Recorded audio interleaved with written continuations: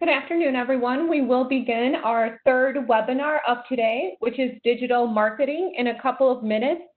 Adam, I believe you are on. Can you please check that your audio is working? Hey, folks. I believe it is. So we are all set with the visual. So attendees, thank you again for joining us for the City of Chicago BACP Small Business E-Expo. We will now begin webinar 3, which is digital marketing, making your business pop from all the comforts of home, presented by Adam Arcus, Creative Director of 1871. Before we begin, please note that if you are part of the Business Start Certificate Program, you can get credit for joining this webinar by sending an email to bacpoutreach@cityofchicago.org. If you want to learn more about the program, please visit chicago.gov/business-workshops. I will also provide this information in the chat box, so you'll be able to reference it there as well. If you have any general questions about our expo, please also email bacpoutreach@cityofchicago.org. We will have a question and answer opportunity at the end of this presentation, with questions related directly to the presentation topic. Please use the chat box to ask the questions. Make sure you are sending the questions to all panelists.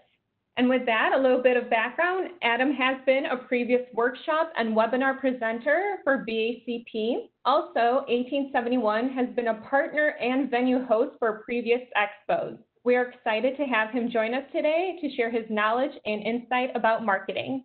Welcome, Adam. Thank you very much, Eliza, and thank you, BACP, for hosting this expo and for hosting me. I hope that this is a bit of an entertaining venture into building the foundation for digital marketing. As was introduced, my name is Adam Arcus. I head up the creative over at 1871. You can find my contact information there, adam@1871.com, or my LinkedIn, /in/AARCUS.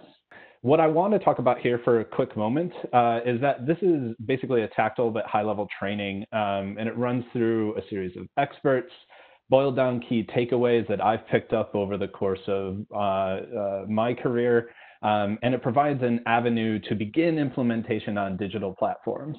So this is kind of something that I like to call about, or that I like to reference as kind of building the foundational pieces that you need to be successful in digital marketing. So I kind of wanted to start off by saying what I think we all know, and that is home is where we are right now. You often hear, home is where the heart is.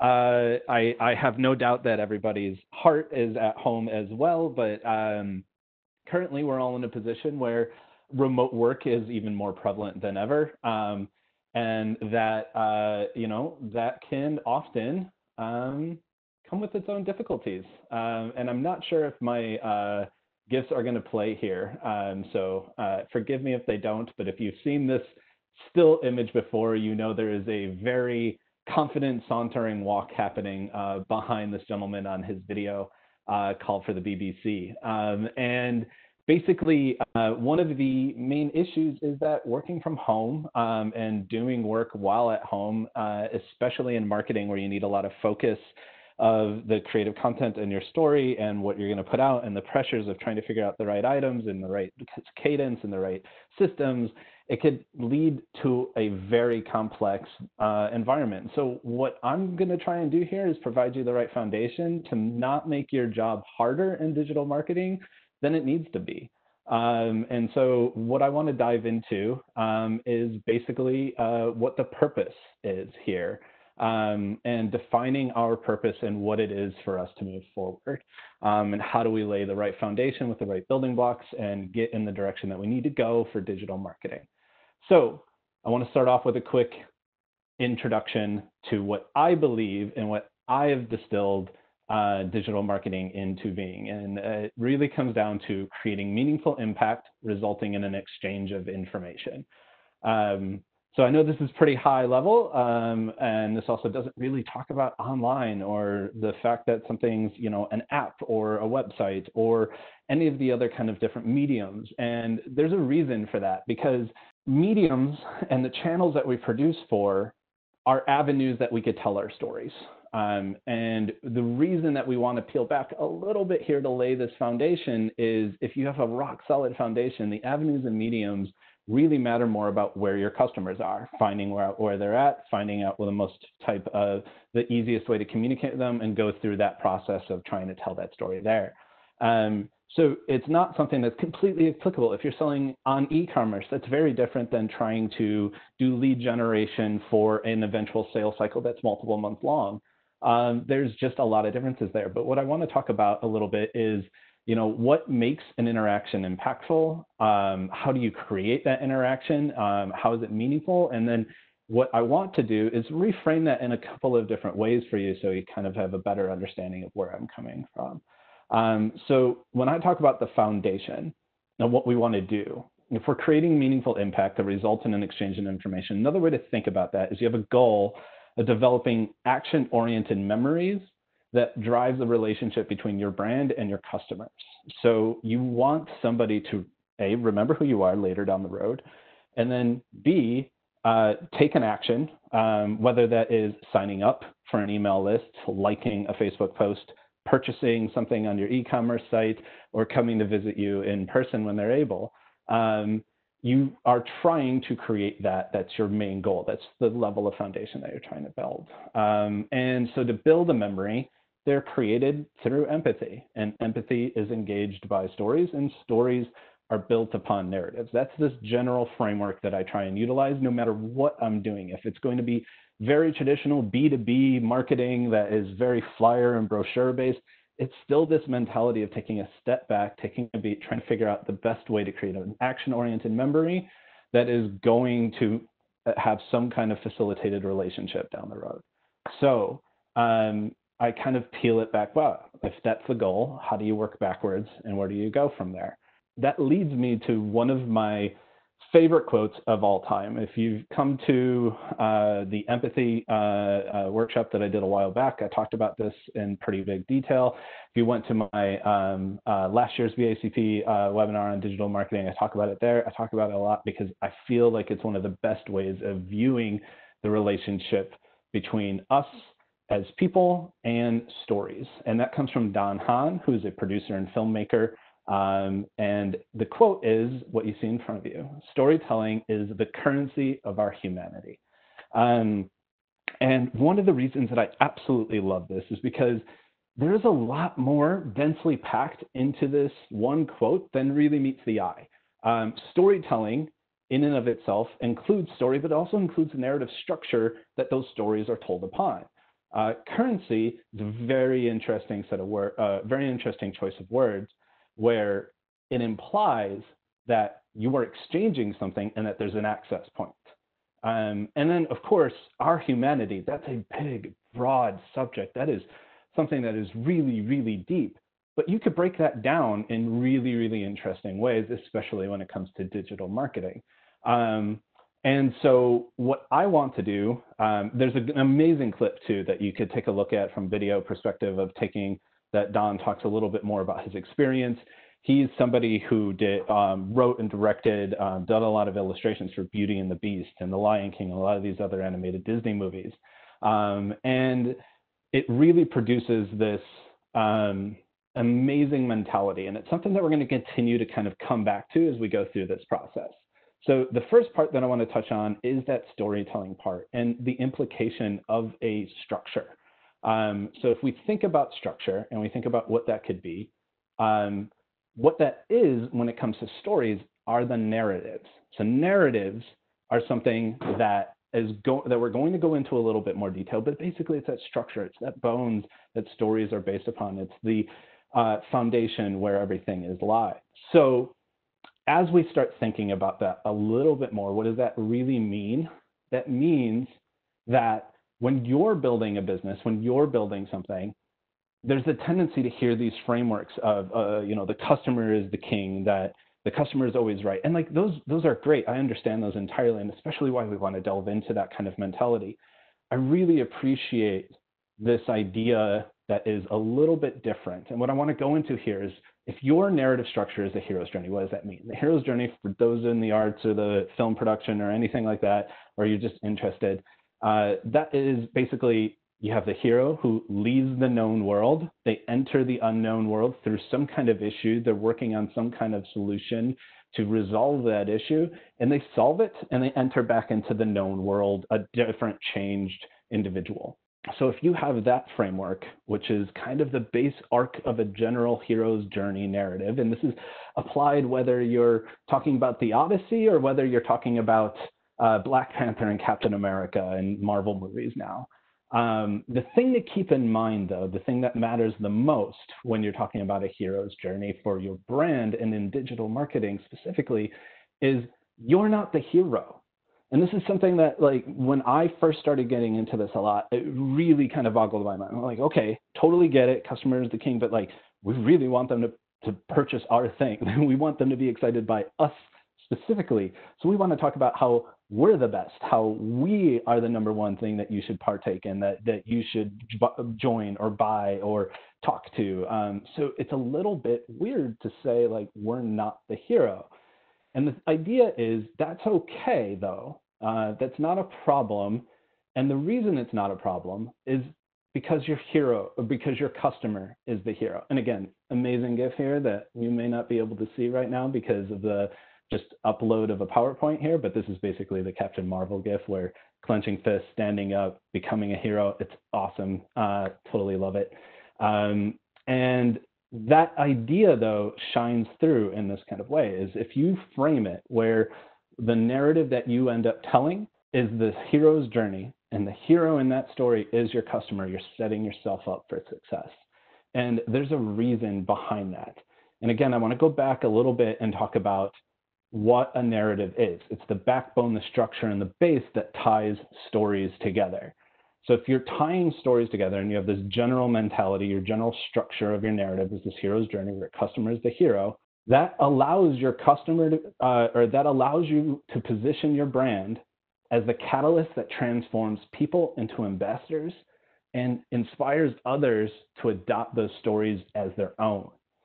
And the reason this matters so much is because narratives are made up of content and form, story and plot. And so if you're able to tell any story based on a structure, whether it is the Odyssey or whether it is Black Panther, those journeys are going to be relatively the same. So you're able to keep a structure that ties everything you're talking about together. Eventually, this produces a really interesting paradox we'll get into in a little bit. But the basic idea is that any story can be adopted into itself. So if we are onto any narrative, so if we think about it, stories are built upon narratives. Why is that? Why is it something that matters? Like if you're thinking about digital marketing, I'm at home and all of this stuff is so complex and hard to get a handle on. I want to think about my SEO strategy. I want to think about my KPIs. I don't even know where to start there. Why are we going so far back into like what stories and narratives are? And the reason that I like to do this is because another quote that one of my good friends, Kristian Aloma, who runs Threadline Strategies, an organization in the city that does brand narrative projects, he has a great way of distilling why this matters so much. And it's that people make sense of the world through stories. So if you have limited amount of time, you have limited capacity to be able to tell your story because there's so much noise on the internet, there's so much noise in social media, you're competing for attention all the time. If you concentrate on the right stories that can be adapted and shared with others, then you're talking about accessing the way that people make sense of their entire world through stories. And that is a superpower that's really hard to compete with. So that framework matters a lot when you're starting to push into digital, especially when you don't have that like human-to-human interaction, meeting somebody face-to-face, being able to go to a conference and say, this is what you want to be able to do, this is how you could use my product. Once you remove those aspects, it really starts focusing on how do you have an access point. And I think that's one of the most exciting parts about talking about stories and narratives when it comes to digital media. So if we go into story a little bit more, if we think about how we talked about that narrative was the backbone, the structure, and the base, that stories are the perception, the presentation, and the overlay upon those narratives. So that's why you could tell any story on a hero's journey. You could be able to have this entire, this is a customer, they're reaching some kind of issue, they're going into the unknown, they're looking for a solution, and that solution comes to them, and then they come into the known, and they have something that drives their narrative or their story upon their narrative forward. So why do stories matter? And again, super awesome GIF, Wakanda, forever, totally amazing, love it. Don't really get that effect when it's just a freeze frame though. But why do stories matter? They engage empathy, they generate emotion, and they become adaptable. And when we talked about that other people can share stories, this is kind of starting to get what we're talking about here. And so one of the things that one of the ways that we could do this is when we talk about that solution. So if we're looking to engage empathy, generate emotion, become adaptable, there's a couple of methodologies that we could dive into there. When we talk about a solution, what we're talking about at the end of the day is where you're entering somebody's story. So if you're looking at a case study, let's take that as an example. Your introduction is going to be some kind of quick bio on the individual who is the customer in the case study. Then you're going to talk about, in general, the types of issues that or the type of world they're existing in. And then you're going to talk about the issue and then their search for resolution in that issue. And then if you come into a spot in the story, it's there. You're offering a solution. You are the tool that the hero uses to reach back into the known world. You solved their problem. You did the thing, you helped them do the thing they're trying to figure out. So what does that do though? This kind of reaches this little bit of an area that kind of gets a little heady, but I love talking about it. And again, another super amazing GIF from Endgame. So hashtag spoilers if you haven't seen it. But basically this is one of the individuals, since it's totally not obvious who that is, catching the tool and solving an issue during that part. The tool being Mjolnir. And in this instance, one of the things that I wanted to kind of showcase is you become heroic when your customer is the hero. And so they start talking about you in an elevated fashion. And eventually when they're telling a story, it's like, oh, look, this amazing thing helped me out. And if that becomes more and more adaptable across more and more people, more and more are using you, your brand, your product, your general approach to them as customers, starts becoming the main point of topic. I mean, it becomes the common point between all of them. So then you're becoming, in quote, to your giant customer base, the hero. So it's a little bit of a paradox. It's a little bit of a, like, I want to put myself first, but I'm not. So I'm going to put them first, but then they're going to talk about me, and then I'm going to become their hero, and blah, blah, blah. So it's kind of this complex thing, but really at the end of the day, all you're trying to do is make a story adaptable, and people see the others talking about the way that you help them out, and they want you to then help them out, and then to help out their friends and to help out their family. And this is where the referral complex comes in, and you're able to try and have, hey, do you think you could share this with others? Can you become part of a case study? These kind of asks come from that type of mentality. And that's why you see a lot of people trying to rely on that type of information, because it's powerful. So what I want to do here is, like, if we're taking a look, we got an understanding now of narratives, we got an understanding of stories. You know, stories are built on narratives, and what we're trying to do is have them become adaptable into everybody's their own. We want them to be able to do something. We're talking about an access point, currency, trying to access our humanity. And the humanity part is really, really interesting. And so I want to go back to that just one more second. Storytelling is a currency of our humanity. If we're trying to access that, and we're trying to leave an imprint within somebody that relates to their humanity, as a brand, as a product, as an organization, how can we do that? What does that mean? And why would we want to pursue that? And you could reframe that question a little bit, and then basically says, how do you create a story that leaves a memory? And when I was going to an American Marketing Association presentation, an individual named Emily Higgins gave this amazing presentation from Ameritest, and they talked about the science of memory making. So there, you could definitely like freeze frame this, Google her name, totally amazing presentation and structure that they go into, very based in science and the science of memory. And basically what they end up talking about is this general question. So I want to dive into what the answer is in kind of a shortcut way. We don't have a ton of time. So what it basically boils down to that they talk about is the head, the heart, and the hand. And these are the concepts that as you boil the way that we process information and then we take things in, things that leave an imprint usually engage our head, our heart, an emotional response, and then our hand, an almost kind of instinctual physical response. So to think about it a little bit more, we have the math, logic, reasoning kind of mentality, and then we have emotional attachment, and then we have these basic instincts, whether they're learned, such as don't touch the stove or how to drink a glass of water, or if they're breathing or anything like that, but being able to kind of do these touch points that start leaving a memory. And basically the idea is if you hit all of these points while telling a story, it'll be more likely to leave a memory. And if things are more likely to leave a memory, they'll think about you later. And when they continue to see that, they'll engage. And if you have telling the right story that they could adapt as their own, they remember it, they share it with others, and then you're able to generate the type of response from these individuals that you're looking to. So another way that Emily broke this down is basically this quote that says, as brands face the tall task of getting people to trade their precious attention for a brand promise, that promise must be a promise of the real.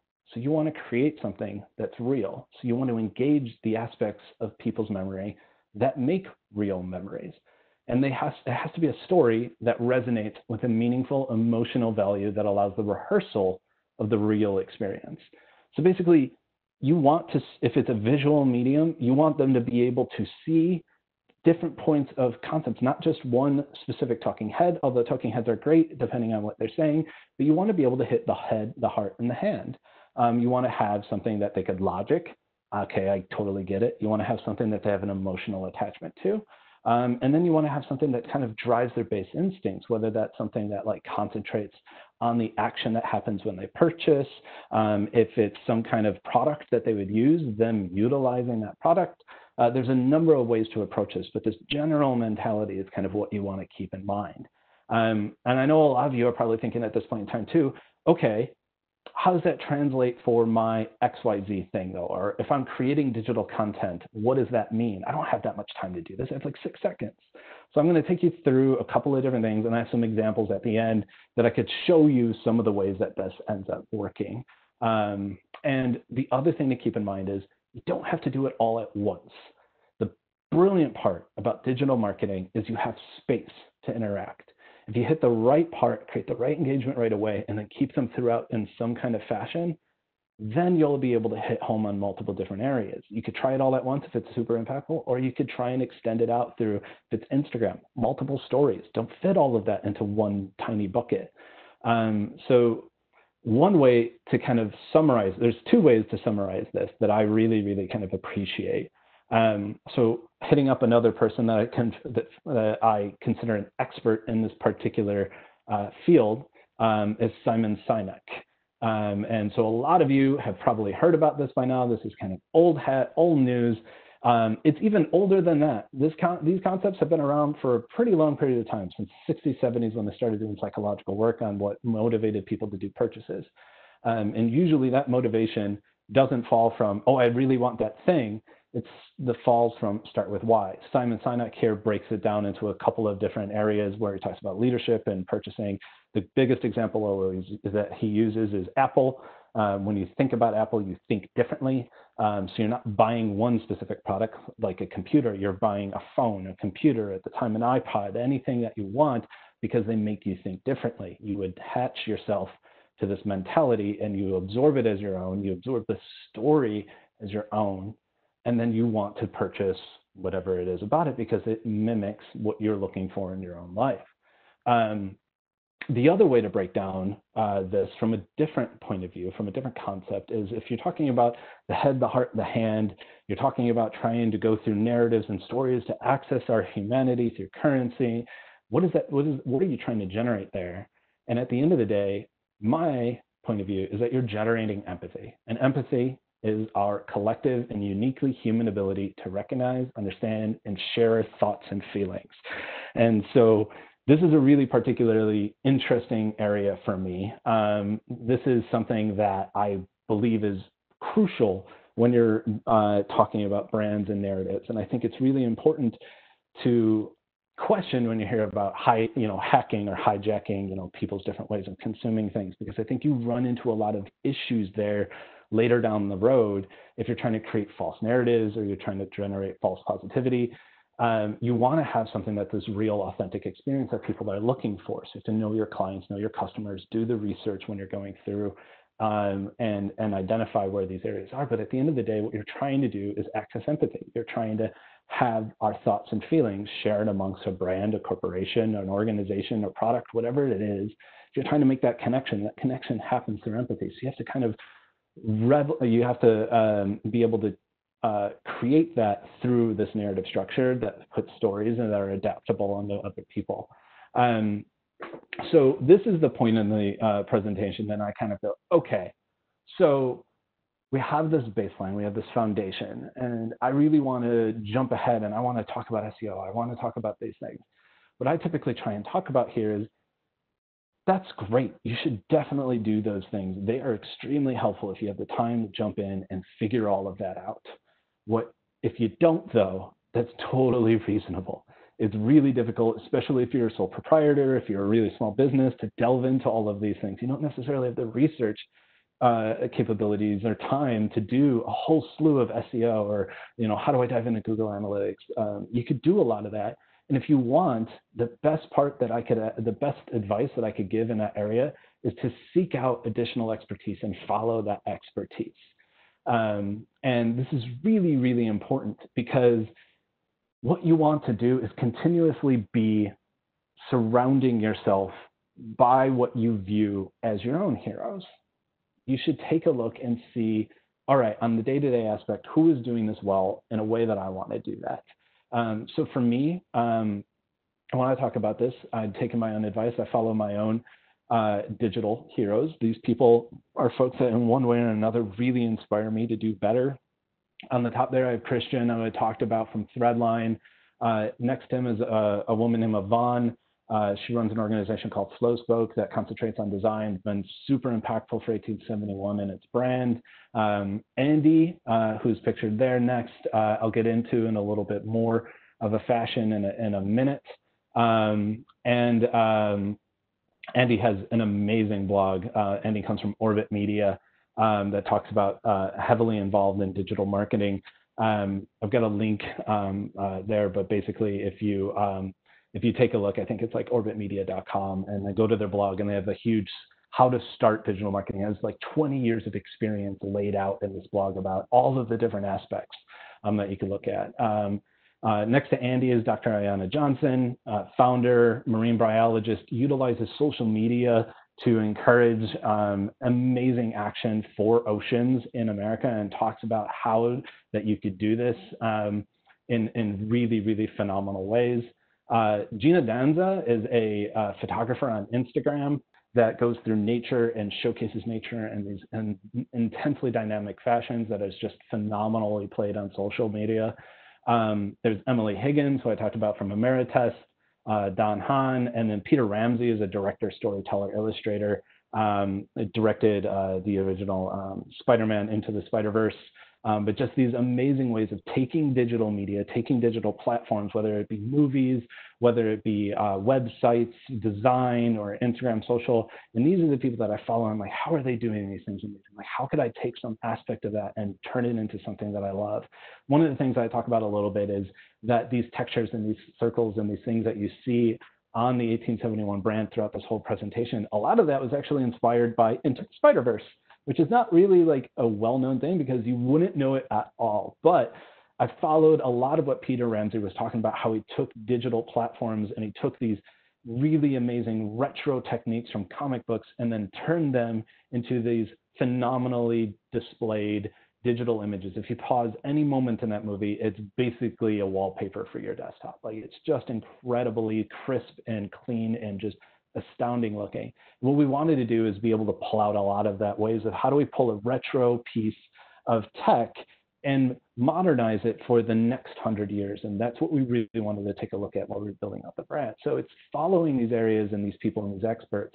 I would highly recommend if you really want to delve into SEO, if you really want to delve into a lot of what digital marketing is and means from like the ground up, from like technical perspectives. Andy is amazing. You should definitely follow Orbit Media. He's also an 1871 mentor.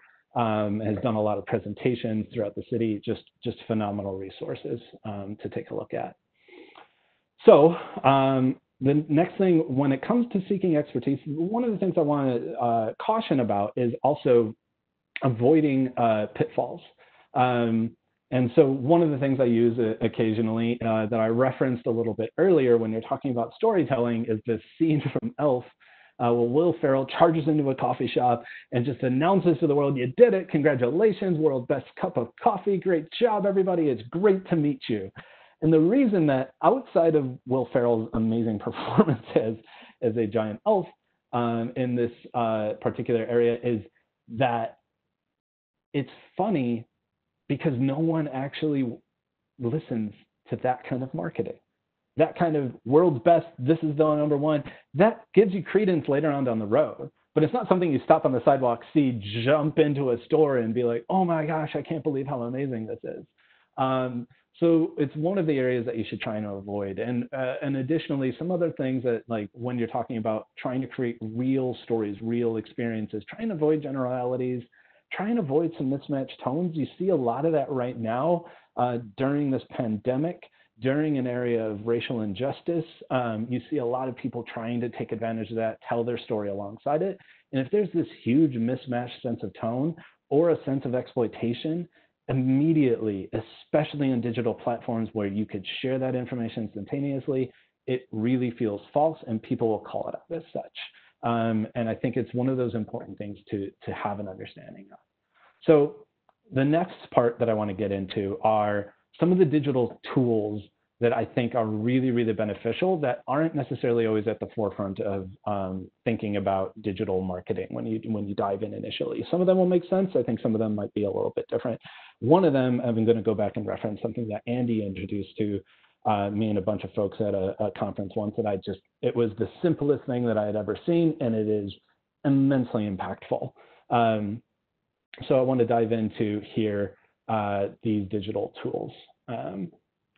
And the first one, I know BACP mentioned that they have a digital guide and information. 1871, if this is of interest, is using a lot of our tech partners, whether it's in food tech, ad tech, in different areas like that. If you're in those typical areas, this is something that is really, really beneficial. We have a digitizing small business guide sponsored by Crown Castle, one of our partners, that has a bunch of information for e-commerce for restaurants and a bunch of other things as you're going through that digitization process. So bit.ly/digitizing small biz, you'll be able to find it there.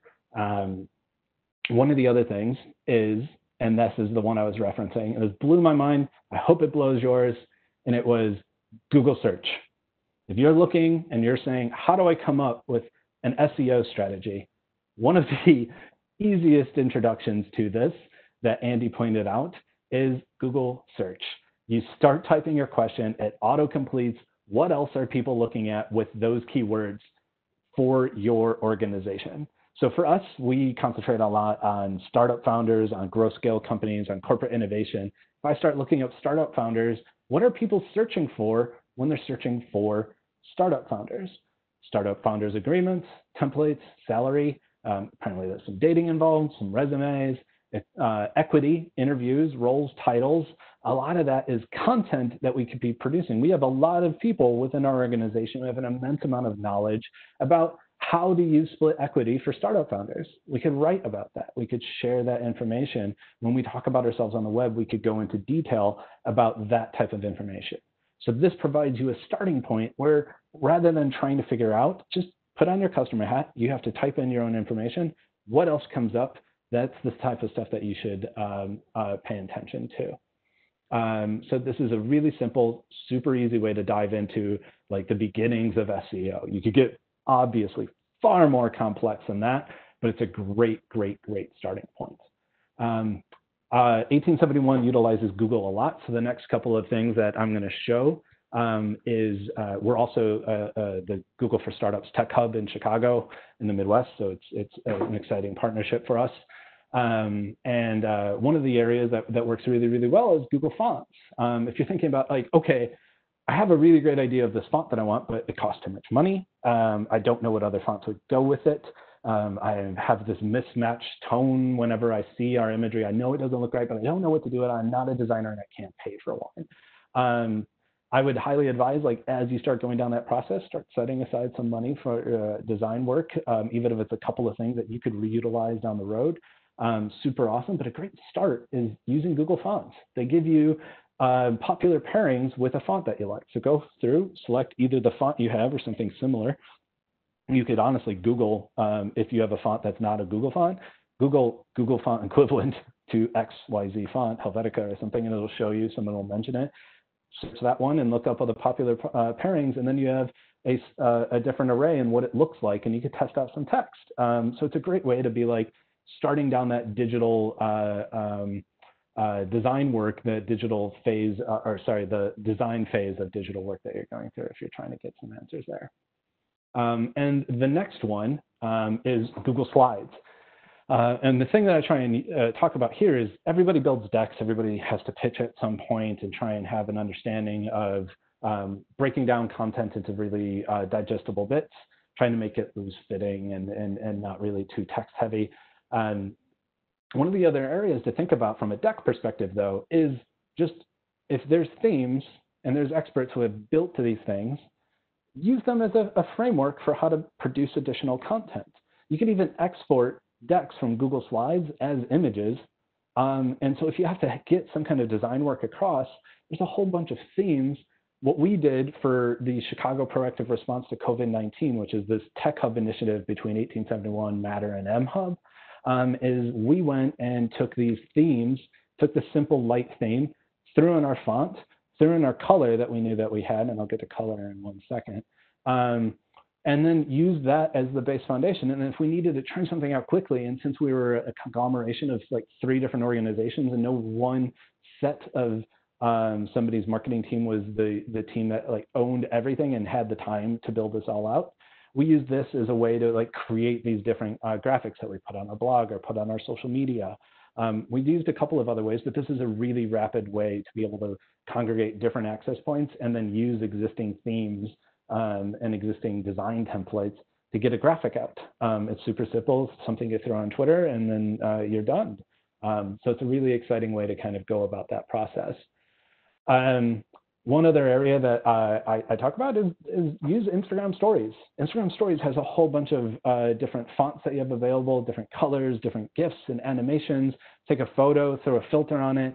It's kind of its automatic content generator. So if you're really not interested or not knowing that you have the time to spend on creating designs, jump in there and try and use stories. You could export that, save it to your phone, and then throw it up on another social media if you want. You could do the same thing for creating a Instagram post that has the same kind of capability. Save it to your phone, share it on LinkedIn if you want. So there's a couple of ways that you can kind of use existing systems to create digital content rather than trying to just generate it all. Like I have to get the Adobe Creative Suite, which trust me, I'll get into in a second, is amazing. And if you have the time and energy or talent on your team to do that, totally do it. But if you're just trying to jumpstart your digital marketing, you concentrate very heavily on that narrative structure and the stories that you want to be able to tell, you could jump into these tools super quickly. So one of the next ones that I want to tap into a little bit is Canva. This is something I think a lot of people are going to recognize. If you're looking to go outside of Instagram Stories or some of these automatic content generators from social media, you could jump into Canva. It adds a level of complexity, but it's still pretty simple compared to the Creative Suite or some of these other heavy lift platforms. And there's a freemium version, so you could get a lot more options and add in a lot more designs, export to a couple of different sizes. So you want to optimize for LinkedIn, optimize for Twitter, or share on a story. You could kind of jump in and out of a bunch of different designs. So that's something to keep in mind as well. And then if you want to get more complex, you definitely can. One of the areas to start is another free version of Adobe. So often, one of the problems comes in like, okay, what colors go together? Which sounds very, very minor in the details of digital marketing. But if you're wanting to showcase yourself and somebody just it's jarring to look at the image that you're producing, you could use Adobe Color as a free color generator that you could say like, okay, this is our brand color, upload it into there, and you could either extract a theme. You could upload a photograph that you love that includes that color, extract the theme. It'll show you complementary colors, analogous colors, monochrome versions of that color. It has accessibility tools. So if you're trying to market to a colorblind market or want to make sure that the content you're producing can be seen across the board, you could click that and get downloads of all of the hex files that you could use there. So it produces a lot of really amazing results, and it's something that's readily accessible. And then if you want to dive a little bit further, the Adobe Creative Suite, which is at this point, you would start paying for some information, but okay, you've gone through stories, you've gone through Canva, you really are hitting home, you want to take it to the next level. Adobe Spark is basically the Adobe version of Canva, but it allows you to do more with video. So you could start uploading video clips into automatically generated storylines. So you could just take clip here and then throw it up there, and it'll be put together as an automated video that you could export. You could also use it for just a regular Twitter post or a regular Instagram post. You could resize everything automatically. It has a bunch of suite of fonts, the Adobe fonts behind it. But that's something that you would like delve into and start paying for a little bit more. And if you start finding yourself like, okay, this stuff's working really, really great. How do I go to the next level? I'm really concentrating heavily on the Instagram, multimedia for my e-commerce site. Then you could delve into Lightroom and some of the other heavy Adobe like photo editing software. There's still, now you're paying for things, but here you could get presets. You could get different kind of things that are a little bit, give you a little bit more flexibility and ownership of the creative process than, for instance, the filters on Instagram or something to that effect. So you could kind of scale up. There's a way to start with just base amount of digital design platforms and then scale up from there. And so what I want to do here is kind of pause. You could go into Illustrator, go into InDesign and some really heavy UI UX tools. What I wanted to do on this presentation is to talk a little bit more about starting out, laying a foundation down and building out from there. If you're interested in finding out more about the later ones and how we use them and some more in-depth information about them, feel free. I'm going to show my contact again at the end. Reach out. I'm happy to have those discussions. Also to point you out to other experts in these fields. People love to talk about the work that they do. So what I want to talk about here is a couple of examples. And so these examples basically, the first one is a football ad for the Super Bowl. So you may have seen it before, but it could have gone. You may look at this from a different point of view. And then a couple of like, how did we do this at 1871? And I like this first example because it sets off a different part of this conversation that I've had a couple of times in the past. So this first example is this GIF, and unfortunately, I don't know that I could get the video to play here. But you could give me a contact, happy to shoot you the GIF. But essentially what you'll see in this is something that basically goes with the ... premise. So someone says, hey, what's up? And then the response goes ... and it hangs there. And it hangs there for 2 to 3 seconds. And you start inside having this anxiety build up of, okay, what is this going to say? And your immediate thought is, oh my gosh, this is going to be a novel. And certainly it is. It's just this huge response back of this massive novel of information responding to a, hey, what's up? And the end result is basically, hey, T-Mobile, no matter what your needs are on texting, we've got you covered kind of thing. But you immediately start paying attention because you see it, you start reasoning that you know what is coming next, and you get this gut feeling. So it's approaching the hand premise in a different way. You start seeing the typing of what pops up. So you start seeing that instantly, even though you don't see any hands or anything in the image. There's no actual people, but you get the physical typing, and then you get the ... and you get this hanging feeling in your stomach, and you get an emotional response to that hanging feeling in your stomach, and you start logic and reasoning in your head. Oh my gosh, I know what's coming. And then it meets your expectations. So it's this great little moment from a Super Bowl ad from a couple of years ago. But the other thing, the reason that I want to talk about that is I often get the question of, okay, how do I create an Instagram post that tells the heart, the hand, and the head, the heart, the hand story that quickly? How do I have a narrative structure that dives into this? We just talked about this for an hour. How do I break this down into like 6 seconds? This is a really great example of condensing all of that into one small sample. The other thing you have to think about, though, is you don't need to condense it all into this one story. That's a great example of doing it. But if you're talking about Instagram stories or Twitter threads, or Twitter, you have threads and you have stories and posts. You have this carousel that's up to 10 different images. Facebook, you have like basically an open field of everything you'd want to be able to say, responses in the comments. You have a lot of ways of engaging that you don't need to fit everything into one dense box. But it's great if you can, like totally impactful, great, awesome amount of work that goes there. But don't feel like that has to be your goal. You have space to work in. The biggest thing is you want to be able to make something that's engaging and it continues to be so in a real, authentic fashion to yourself as a brand that gives you access to your customers. So I want to talk a little bit about an example. These are some other stills from us of how we did this. So one of the first areas that I want to talk about is like digital marketing in reference to our website. Here on the left, we have our old version of the website. So it had been created. It was an immensely awesome version of what was an archive of everything 1871 was at the time. It just, as we grew and our mission changed and everything we did changed, we needed to create some kind of update. So we definitely did some design updates, definitely kind of modernized it on some of the WordPress designs. But what I really want to talk about here is not necessarily that design. It's much more about the transition of the way we talked about things. We went from 1871 as Chicago's center to create Chicago's extraordinary.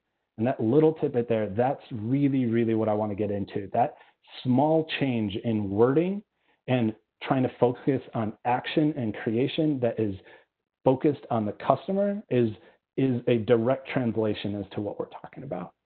So we're coming up to the end here. Some other examples that we have that I could go through, feel free to reach out and talk to me about some of these, is we have this Pyros launch video where we had this text that built in, you read it, it was really dense reading text, but it was something that felt really engaging. It had this rocket noise behind it, and it led into this whole new product launch that we had. And we also used it on Instagram stories where we took it out of the context of the video that was above and made it its own story. And that ended with this. So like that, how you could tie we and you language together, there's a lot of ways you could delve into this kind of stuff. So one of the things I want to do here is open it up to questions. I think I've seen quite a few come through. And yeah, hi Adam, it's Elisa. Hi. Just wanted to first and foremost thank you for your time and for joining us for the first ever E-Expo. You had some great information, and I do want to go through the questions. Absolutely. We did have a couple people just mention some other resources for design tools. Snapseed app. It's similar to Lightroom and editing options, and also Story Art. Like Adam said, Google is a groundbreaking tool. Definitely useful in just typing it in their design tools, see what's out there.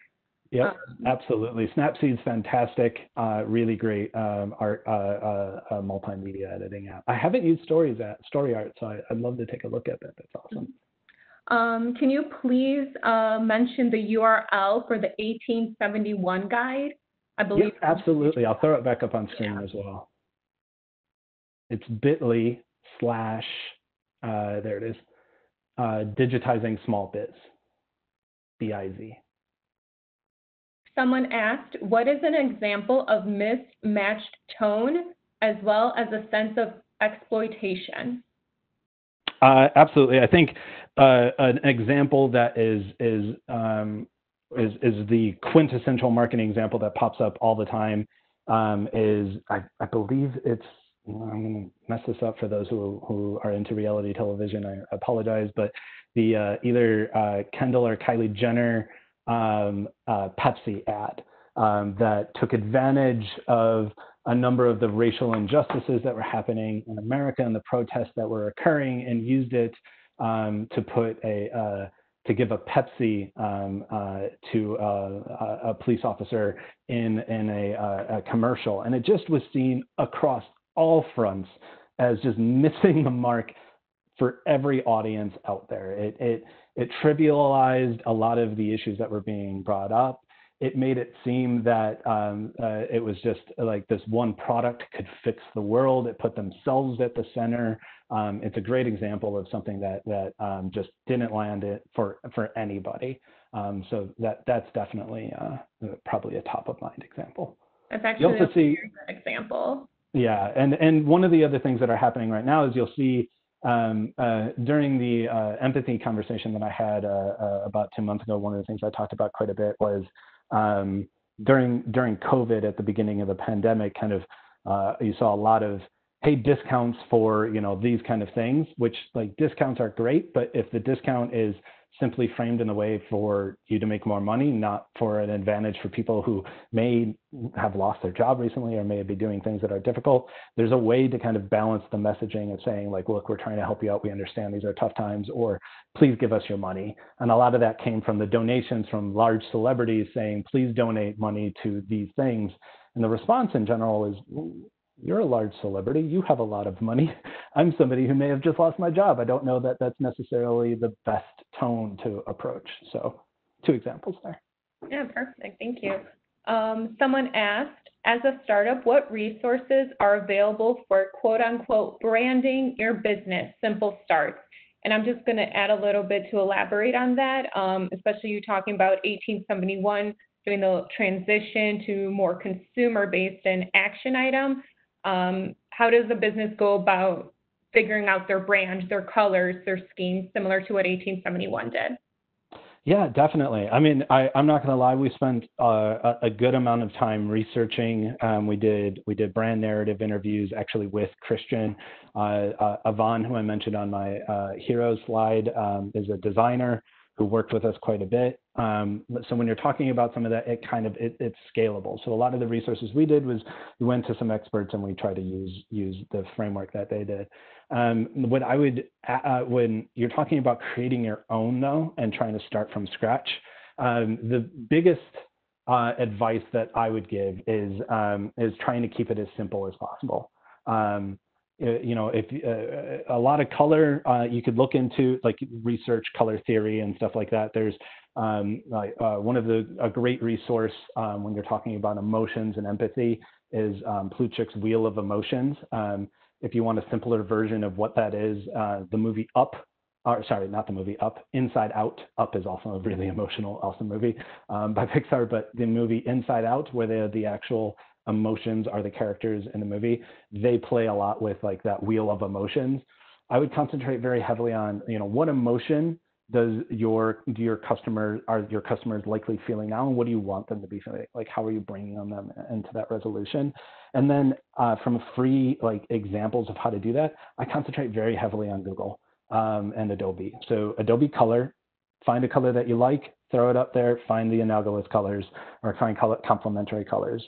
You could just throw in that stuff. It'll automatically spit something out to you. If you have a couple of images you want to use, do the same thing there. If you don't have a color, you could pick one out from that point of view. It'll automatically tell you how things fit together. From a branding perspective, peruse Google Fonts. Find a font that you like, and then find the complementary ones from there. And if you have fonts and colors, if you just stick to base design principles in Google Slides, something to that effect, or Instagram, you'll be most of the way that you need to be there. Great, thank you. You mentioned some blogs and people you follow as experts in their field. Can you share the links, or what's the best way for people to reference some of those blogs you mentioned? Oh yeah, absolutely. I'll go back to the slide here. So I was wondering if I'm not sure on this that I'm able to, it's in my notes part here. So it's something, I don't know if something is coming out afterwards as a response to the folks, but I'm able to provide it there, or you could just shoot me a note and I'll copy and paste into a LinkedIn message or an email for you. So I will say that this webinar and all of our webinars today are being recorded, and fingers crossed, technology working, we do want to post them to our YouTube channel, which is youtube.com/ChicagoBACP. And for those asking for Adam's contact information, it is up right now on the slide. Direct email is adam@1871.com, or you can find him on LinkedIn. You could either search for Adam Arcus or directly type linkedin.com/IN/A-Arcus. And then a question kept coming in, well, where did the name 1871 come from? So can you talk about a little bit about 1871 as our tech hub? Yeah, absolutely. It's an amazing story. It's the story of Chicago. You see this repeated a couple of times throughout different names of the city. 1871 is inspired by the growth period that happened after the Great Chicago Fire of 1871. So what we say is we're not named after the fire. We're inspired by the innovators, entrepreneurs, and engineers that came together to build the city during the Reconstruction period after that. So the name in of itself is kind of a hint and a nod towards Chicago's nickname of the Second City, which obviously the Second City Improv Group is also named after, but it's kind of based in Chicago's history. We have time for one last question. So digital marketing obviously has many tactics, one of them being social media marketing. Can you elaborate or help what social media platforms should a business be on? How do they decide which one to be on? Yeah, so in a super easy answer, whenever I frame it for especially a small business that's trying to build up a thing, is where would you be? Are you on Facebook looking up this information? If you're interested in this, you're starting this, you're obviously somebody who's passionate about what you're doing. Are you on Instagram? Are you on Twitter? Are you on LinkedIn? Where is the most amount of information that you're gathering when you're thinking about your business? And then that probably gives you a pretty good idea of where you should be yourself when you start talking about that business. And so I would say that's a great starting point. The other thing I'd like to say is that it's probably a good idea to have an account at most places, especially Twitter, Instagram, LinkedIn, and Facebook.